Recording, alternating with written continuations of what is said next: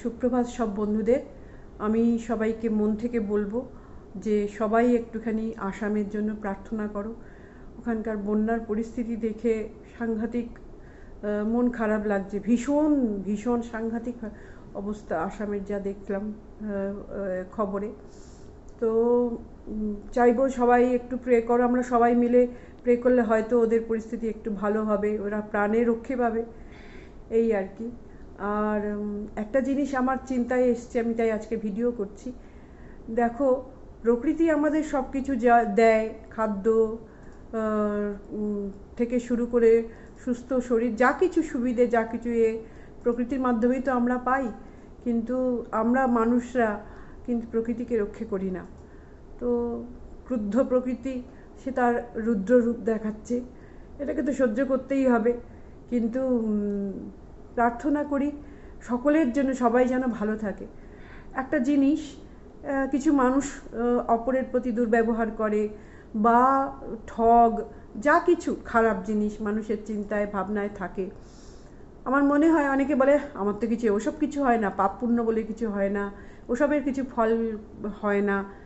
ঠিক আছে, অ্যাশ করো, মজ করো, লাইফে একটাই তো লাইফ, সব কিছুই করো, কিন্তু একটা লিমিট রাখতে হয়, যেখানে ন্যায় অন্যায়ের বিচার রেখে কাজ করতে হয়।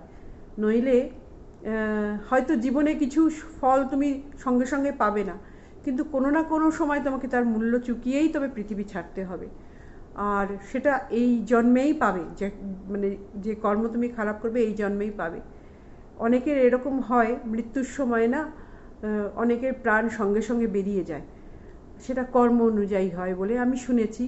আর অনেকের প্রাণ না বেরোতে খুব কষ্ট হয়, এদিকে মৃত্যু এসেছে, এদিকে প্রাণ বেরোতে চায় না, সে যে কী সাংঘাতিক কষ্ট। কখনো যার এই পরিস্থিতি হয়, কখনো যারা হসপিটালে বেডে থাকে এবং অত্যধিক কষ্টের মধ্যে তাদের দিনগুলো কাটে, তারা যখন সুস্থ হয়ে আসে, তারা অনেকে বলতে শুনেছি যে যেন মৃত্যুশয্যা থেকে ফিরে এসেছি। তাদের প্রাণ যে বেরোতে কি ভয়ানক কষ্ট হয়, কত দিন ধরে সময় লাগে, সেইগুলো কিন্তু মানে কর্মফল হিসেবে গণিত হয় বলে মানে আমি শুনেছি। তো যাই কিছু করি, নিজের শুধু সুখটা ভাবলে হয় না, পরের সুখ, পরের জন্য প্রার্থনা, পরের জন্য কম্প্রোমাইজটাও কিছুটা করতে হয়। এটা আমাদের সমাজ, মানব সমাজ, তার নিয়ম কিছুটা হলেও মেনটেন করে চলতে হয়। এর বেশি আমার কিছু বলার নেই। যাই হোক, অনেকের ভালো লাগবে লাগবে না কমেন্ট করে জানিও। ভালো থেকো সবাই, সুস্থ থেকো, খুশি থেকো।